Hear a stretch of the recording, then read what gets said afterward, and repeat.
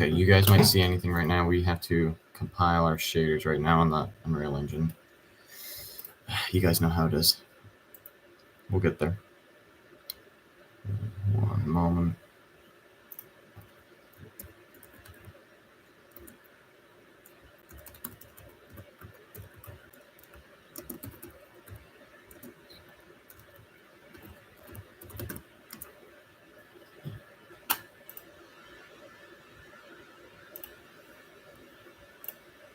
Alright, we're getting there. Hopefully this is working. I don't really have anyone to help me, but hopefully it's loud enough. And yeah, I think the thumbnail is pretty good. What do you guys think? I made it in Resolve. All the official logos, I think. Well, okay, here we go. Let's see, full screen layout. Nothing needed. Okay, I think we're on now. Yep. Okay. If you guys are hearing a little bit of noise, that's probably from my computer because of the cooler pad. But yeah, I think that's good. So today we're going to be doing some things within Unreal Engine using terrains made from Gaea. So if you guys don't know Gaea, it's basically like a software where you can make some like terrains and different things procedurally using nodes. If you guys know what nodes are. So I put together a little terrain that I have made, and I'm going to actually import it within Unreal. And there is a calculation to kind of get the scaling and everything right, which I'll probably have to look at. But yeah, we're going to do that and get the terrain in. So first thing I'm going to do is just get rid of this player start here. And to import the terrain, we can just go into the landscape mode, and then if you go to paint, manage, you can import from file and then just find your file. Let me see here. So go find your height map. Let me see here. I'm going to stop my virtual camera 1 sec. I'll be back. Let me see here. So there is one that I made previously, actually, and I'm probably going to be using that one because there's this new one I'm making that will see it. This other one that I made in Gaea that will see if I end up using for the what do you call it, for another tutorial that's not live but more of a step-by-step, if you know what I mean. So let me see here.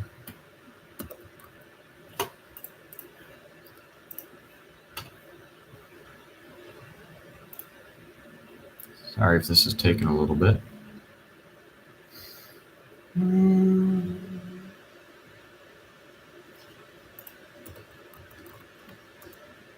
Wait, hold on, there we go.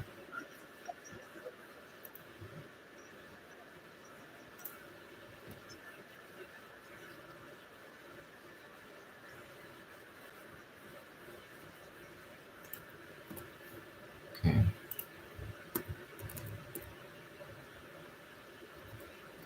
One second, guys. You know how it is. 1,009. So 5,000 divided by 1,000 divided by 1,009, like that. And then z depth is something else.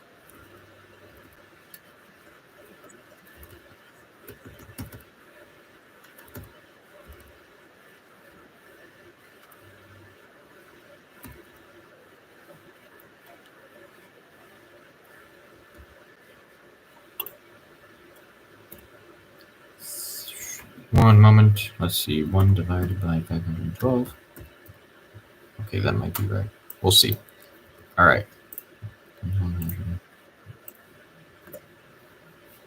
Okay. 5,000 times 100 divided by. That cannot be right.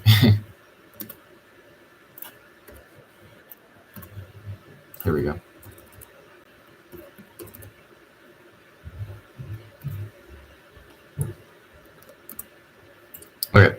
There we go. We'll see if that works. I'm going to go back, go live now. All right, I think we're working now. Yeah, I had to take a little break there. I was, hold on. Okay, I think we're on now. Okay, anyways, so basically what I did was I imported the file from Gaea, and then there's my resolution there. And there's basically some calculations that you do, but it depends on your actual terrain and like what scale or different things that were set up in the settings. So we'll see what happens in the future.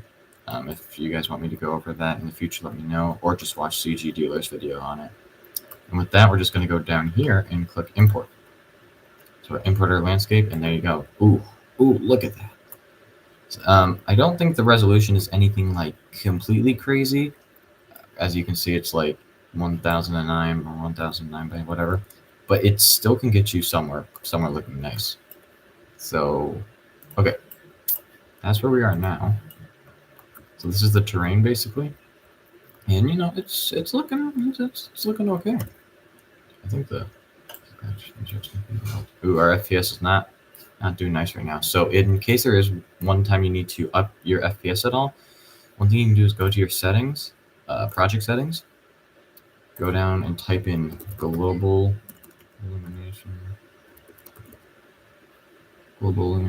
and then you go down here, change it to none, and then go to our shadows, type in shadows, and then change the shadows from shadow map method, from virtual shadow maps to just shadow maps, and then same thing with reflection.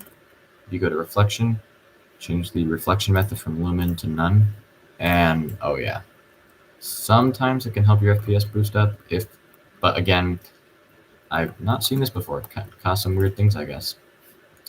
So, okay, so with that, I might turn on some things back on again, just for the sake of it. Let's see.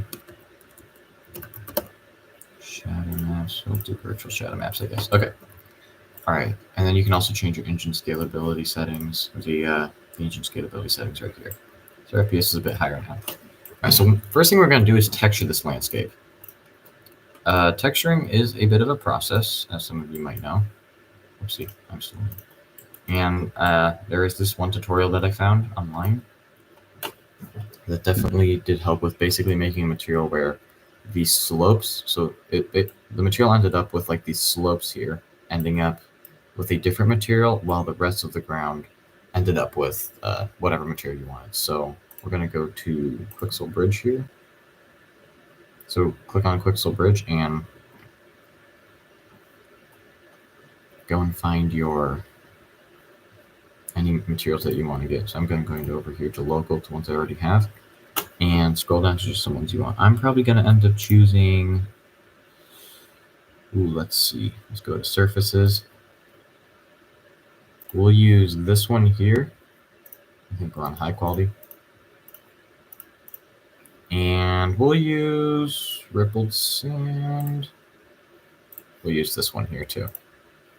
Now that those are added, you can see right here, we have our content and our mega scans. So now we're going to make some materials. Let's make a new folder. I'm going to call it material.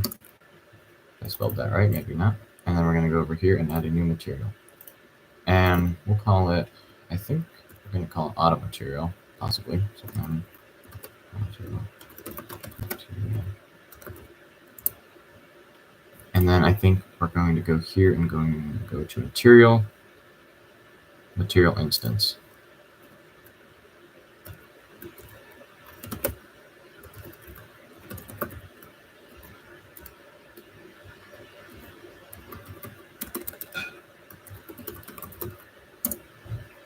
So let's go over here, and then now there was one tutorial that I found that actually kind of did this type of thing. So I'm not quite sure if I remember it all.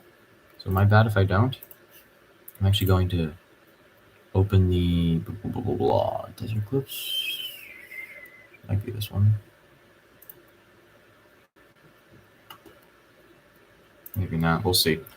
So there's definitely a way to create materials and stuff like that.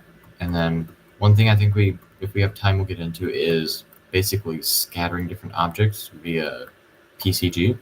which is definitely something cool. Oopsie, we're running out. What the heck?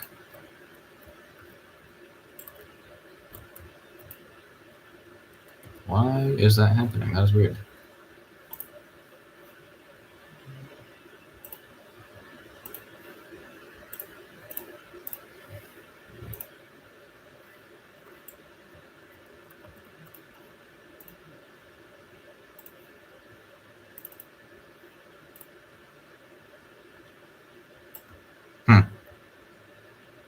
Sometimes what you got to do to fix the issue.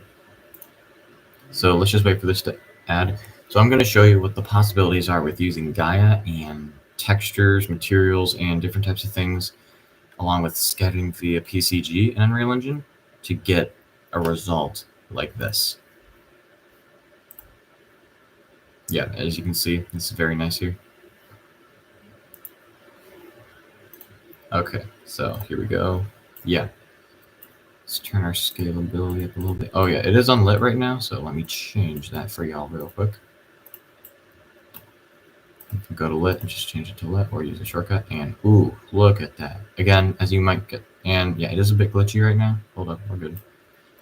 But this is, I think, this is the same material that we were using. Sorry, the same terrain that we literally just imported in our new project file.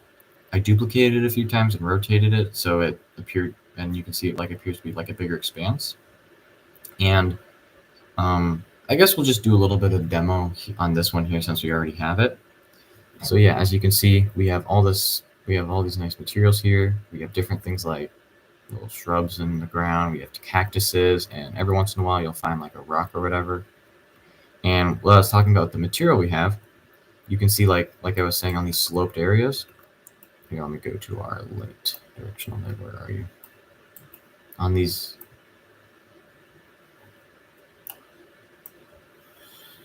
The lights in Unreal Engine do that. Okay, so these slope part of the materials basically give a different material, which is a completely different one that we set. And if you actually go over here into the material here, let me just change this here. And you get some more FPS, man. Oh, there we go. So here's our auto material that we made. And this is what it looks like. It's a little big. I technically added a third one, but it wasn't from the tutorial. I just kind of added some more lerp nodes, linear interpolation nodes, and did some stuff here to, like this here, like scratch these two things here. I added these and then some other linear interpolation nodes, plus this stuff because I was doing something else. But the point is, you basically take what you would call a material function, and a material function is basically, let's try this on the rock. So this is our material function that we have. So we have our maps, right? So you have like your texture samples. So you have your normal map, and then this might be an ambient occlusion. And then you can add some coordinates and stuff there. And then you basically make a bunch of these different material functions, which to make one, you just can go right click, add material, and then material function right there. And then you just basically make a bunch of these, or probably just two for starters. So I think you should just do two, I think, if you want this to work. Though you can, if you're good at nodes and maybe know how to do it, you can do more. So let's just start with two. And then over here in your auto material, you would basically drag your material functions in. So control spacebar, you drag your material function with your rock in. Let's say it's your rock. And then you add a break material attributes node. So break material attributes, plugging the results into the attribute. And then there's a bunch of stuff with your, good old linear interpolation nodes or whatever they're called. Linear interpolate or whatever. So again, like I said, I made 3 instead of 2. I started with 2, and then there's some different things with the little line blend, whatever. Point is, once you're done with that, you have this thing here. Uh-oh, probably should have saved that. My bad. It doesn't matter, I don't think. So basically the point is, once you basically make a auto material. So again, right click, material, material instance. Yeah, there you go. Material function, or just a material instance, I think. And then this material here, I guess somehow you'd have to watch the video to see how it really works, but as you can see, we have these different things here. So turn it off, this is what we get. When we turn just the mud rock bias and mud rock sharp on, as we change this, we can basically change the, blending of it and whatever. And I can turn this one on too if I want. And as we change it, we basically click on our terrain. And if we go, we might be lagging here a little bit. We got to give the engine some time.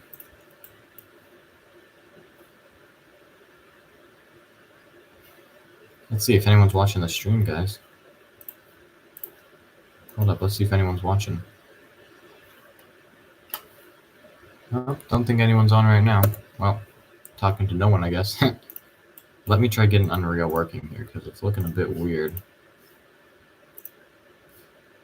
It's kind of lagging.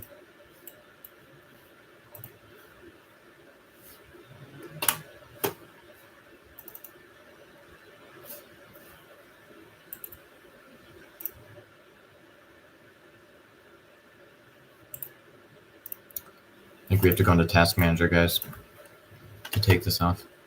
It's the Unreal Engine. We could have waited longer if we wanted to, but I'm not going to do that. So let's see here. Unreal Engine, open that up again. And then basically the point is once you're done with making that texturing whatever, which I'll show you in a second how you can texture and basically make the difference to where the more slanted terrains will have a different texture. The one you made with your material functions blended into the material node. Then you can scatter objects. Now, one way you can start it is basically taking things from Quixel or whatever, or different assets and scattering them manually, which you could do if you want. That's your choice. But I went on a tutorial and learned how to use PCG, basically kind of like 4 simple nodes. But it was good. It was good to learn. And I recommend if you guys want to get into like maybe some more scattering and stuff, yeah, you can definitely take a look at that. And we're back on. There we go. So, okay. So again, with these material functions and stuff like I was saying, I guess we're unlit right now. If you go to your auto material, as we change it, you'll see, here, let me go here. As we change it, let's say the mud rock sharp, as you can see, it actually changes on the material itself. The mud rock bias, same thing, just a little different. Here, let me change it up here like this. So yeah, it's an interesting type of material that if we can learn to make on our own, can use it for how we like. I'm going to just revert that back or whatever, but I guess we'll just leave it like that for now. So now for scattering, how do we scatter? Let me just go to our lit node real quick. Oh, look at that. Oh, man, even while streaming, we can get this FPS. So yeah, like I was saying, few ways you could scatter stuff. You could scatter things by placing them manually, going into your content, mega scans, 3D plans, blah, blah, blah. And you'd be like, oh, place one here, scale it up maybe. And for some things, that may be what you want to do if it's just one plant that you need. Another thing I think you can do if we go into the landscape mode, or sorry, the foliage mode, there's like painting options, which may or may not work. Well, you may have to learn how to use it, see if it can work. But one thing you can do is if you're a guy who wants to use nodes or anything, you can use a PCG, which is procedural content generation. So this thing here, as you see when I select this, it doesn't really, I can select this big bounding box here, like cacti scatter. So it selects all this cactuses here, and I can move this this bounding box here wherever I want. So if I was to say like, oh, maybe I want to move it, let me see. Let's find where the transform gizmo is. That is weird. If I wanted to move it somewhere over here, I can just turn the location, and basically they will proceed. These cactuses will procedurally generate where I place them. So let's go over here to PCG cacti scatter, and this is the node graph we have. So it kind of starts out with an input, use a surface sampler, transform points, we'll get into that in a second, and then your static material scatter, I think that might be the node, let's see. Oh, static mesh spawner, right, static mesh spawner, that's the node. and then you, in the static mesh spawner, which we'll get into this a bit more, you can go down here to your mesh entries, add an index, and your descriptor. You can basically add your static mesh, and there's different settings that you can tweak within here, which you could add to add your mesh. You would just go over here to the assets, cactus, and then just basically bring it in. So let me go over here to the transform points node, and that's kind of where you can get fancy with the transform. If you wanted to change the scale minimum, those are looking a little bit too big. So that's not what we should be doing.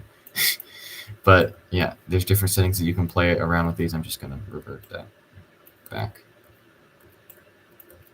That was way too big. Holy. So anyways, on the transform points node, we can change the rotation minimum and max. As you can see, as I change it, that will change too. And same process for this other PCG graph. This one here is a little bit more nodes, but it's basically the same amount of nodes, just duplicated and then used to merge together with the node. So let's do one together, and we'll run you through a little brief walkthrough. So let's get something from Quixel if we want. So let's say we want to scat. Let's go on to, let's see what we want. Maybe some. Let's see if we have any barrels. If we wanted to get like a. Man, I do not know how to spell.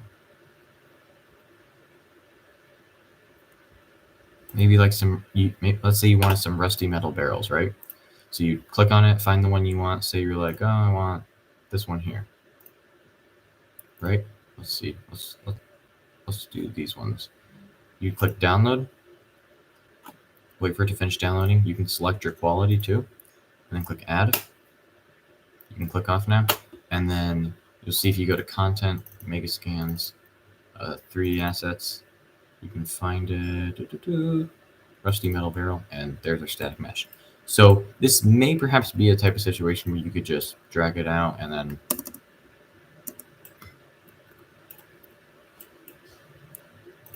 I think I lost my gizmos. We are going to go into a new level, and let me open this again to see if that gets us back. Sometimes weird things. But for the sake of, oh yeah, there we go. We're back now. For the sake of, so we'll just use, so you could scatter these manually, but if you wanted to do this with PCG, I'll show you how to do that right now.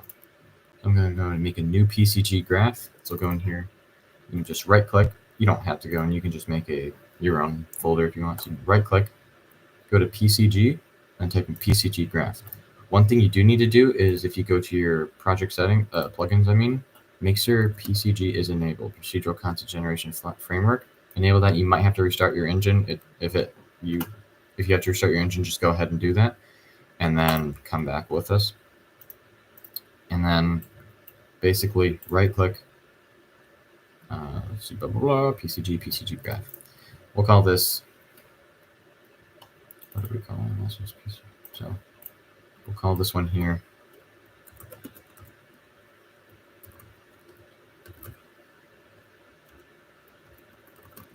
PCG barrel scale, if I spelled barrel right.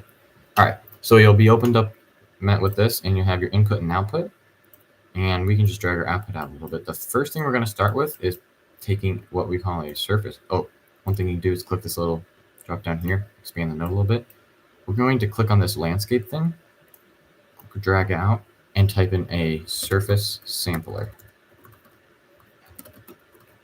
There we go, surface sampler. And then one more node we're going to add, and then we're going to go over here. We can drag that out too. We're going to add a static mesh spawner. This is basically going to be the static mesh spawner that we're going to use to add in the meshes that we want. So, and then we can go right here, click out. So first of all, go over here to static mesh spawner, and you see this thing called mesh entries. You can click a few of these. We'll just do one for now, but you can definitely have more if you wanted. Click on index, descriptor, and then on static mesh, we can press Control Spacebar, and we'll go to our assets, find our rusty metal, and there's our barrel. Drag that in, and yeah, there it goes. We're going to click our out and plug it into the output of our PCG graph. And if we go back, you'll see we can take this graph and just drag it onto our map. And you'll see something happens. not exactly what we want, but something happens. So a bunch of barrels are spawning around our map. And again, like I said, we can move this. The thing about this, we can move this, and it just updates. So we can move this, and if we want to drag it down, oh, now there's more there. You can scale it up if you want, and basically do whatever. Obviously, there's some things that need to change because you're having too many, and the size and rotation are, not quite what we want. So we're going to go back into our PCG barrel scatter, and then we're going to add a new node. You can press tab, you can right click if tab doesn't work, or just, so what we're going to do is we're going to right click and then type in, let's see, transform points. Transform points. You can plug that in between these two nodes here, so the out goes into the in, and then the out goes into the in there. And then we'll just break this length, bring that to step responding. There we go. So we have a transform points node, and this is basically going to be helpful for setting the points that we want. Oopsie, that's big. For setting the points that we want. And like basically doing, this can be helpful for like transforming the rotation, scale, location, things like that. So we can just go here and then minimize this window and then start transforming things. So let's say we wanted the scale minimum to be something like reasonable. Scale max could vary a tiny bit if we wanted. I don't know if it should too much because these are barrels and will probably be similar size, so we can change the max to something similar. And then one thing I'm going to do is if I go to the surface sampler here, we can click the points per square meter. We can change that to like 0.01, 0.001. And as you can see, a lot less pop up. I'm going to do a whole lot less than that. So like 0.0001. And as you can see, none pop up. So we're going to actually have to take this PCG graph and go into your scale node and then scale this up a lot. And as you'll see, it will start to see a few have started popping up here and there.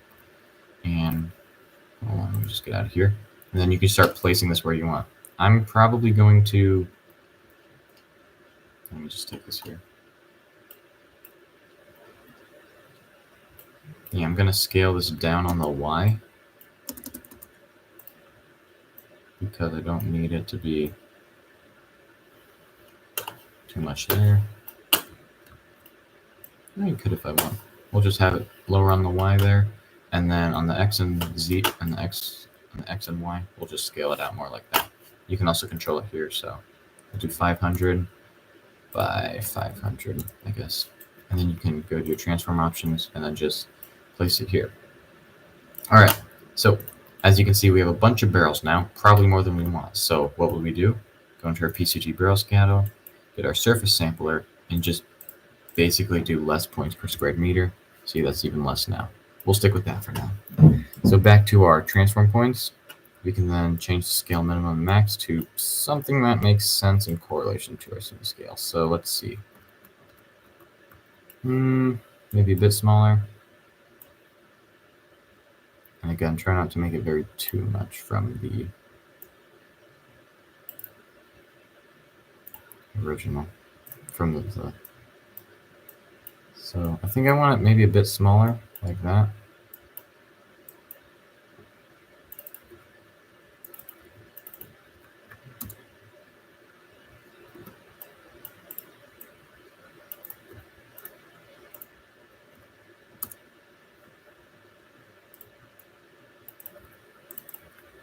There we go. And again, different things can be done with the offset or the rotation. So if I go here, I can change the rotation and just basically mess around with these values, and then you can get some random results. It's nice. And it can just vary for each one. So I'm going to set even a little bit less for these. Go over here to 0.05. See, like, there's maybe one barrel that's showing up here in this whole PCG graph, which seems crazy.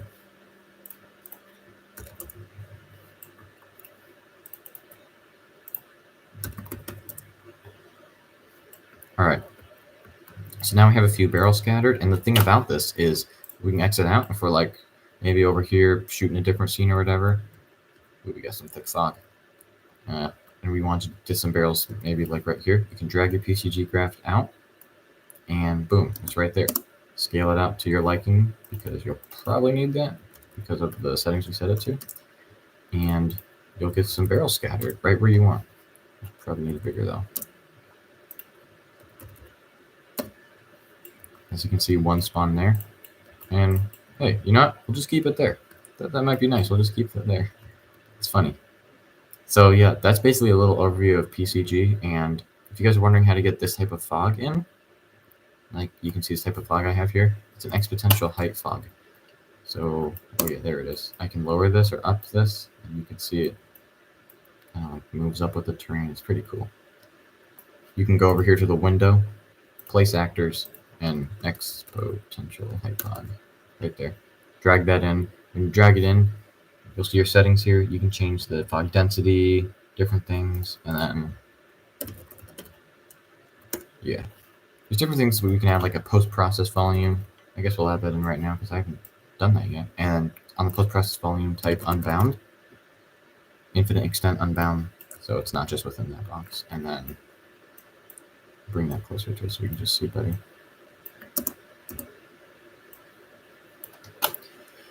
And then within that, you can just basically control some interesting things. Mobile bloom, turn that on. Method, intensity. Who knows what that'll do? And chromatic aberration. Turn that on. Go into our camera. If we go over here into our content, we have our sequence, desert sequence. You know, just add little things with that. Let's see what here. Lens flares. Ooh, let's turn that on.